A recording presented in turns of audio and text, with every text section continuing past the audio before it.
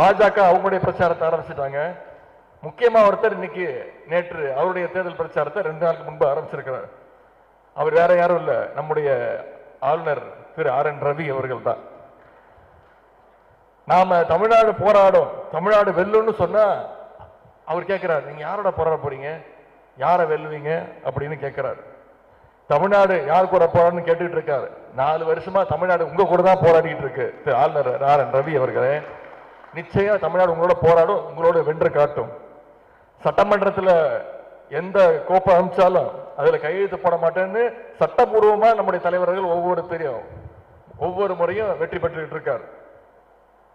அவர் நினைச்சிட்டு இருக்காரு எடப்பாடி பழனிசாமி மாதிரி அவர் மாதிரி எல்லாரும் தனக்கு அடிமையாக இருப்பாங்கன்னு தப்பு கணக்கு போட்டார்.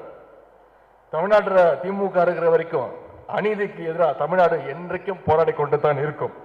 நம்முடைய கருப்பு சிவப்பு கொடி பறக்கிற வரைக்கும் நிச்சயம் தமிழ்நாட்டுக்குள்ள பாசிச சக்திகளை நாம என்னைக்கும் அனுமதிக்க மாட்டோம். கடைசி திமுக இருக்கிற வரைக்கும் தமிழ்நாடு நிச்சயம் போராடி கொண்டுதான் இருக்கும். அதே மாதிரி எடப்பாடி பழனிசாமி அவர்கள் புதுசா ஒரு விஷயத்தை சொல்லியிருக்கிறார். நேற்றிலிருந்து அதிமுக தான் இன்னைக்கு மக்கள் மனசுல முதல் இடத்துல இருக்கு அப்படின்னு கண்டுபிடிச்சிருக்கிறார். இரண்டாவது இடத்துல தான் மற்ற கட்சிகள் யார் யார் இருக்காங்கன்னு போட்டி போட்டுக்கிட்டு இருக்காங்க அப்படின்னு திரு பேசியிருக்கிறார். உண்மையை சொல்லணும்னா அதிமுகவுக்குள்ளதான் இன்னைக்கு 2வது இடத்துக்கு பலமான போட்டி நடந்துகிட்டு இருக்கு. ஏன்னா முதல் இடத்துல திரு அமித்ஷாவும் மோடியும் இருக்கிறாங்க அதிமுகவுக்குள்ள. இன்னைக்கு 2வது இடத்துக்கு தான் திரு எடப்பாடி பழனிசாமியா, OPS சசிகலாவா, செங்கோட்டையனான்னு அவங்களுக்குள்ள போட்டி நடந்துகிட்டு இருக்கு.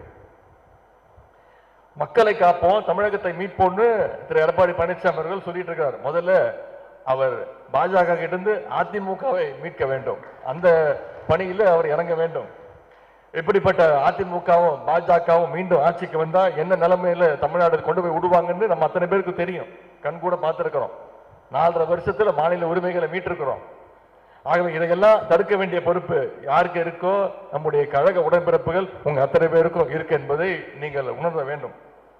ஆகவே 2026 சட்டமன்ற தேர்தலில் இந்த அடிமைகளையும் பாசிஸ்டுகளையும் நாம் மறுபடியும் ஓட விரட்டி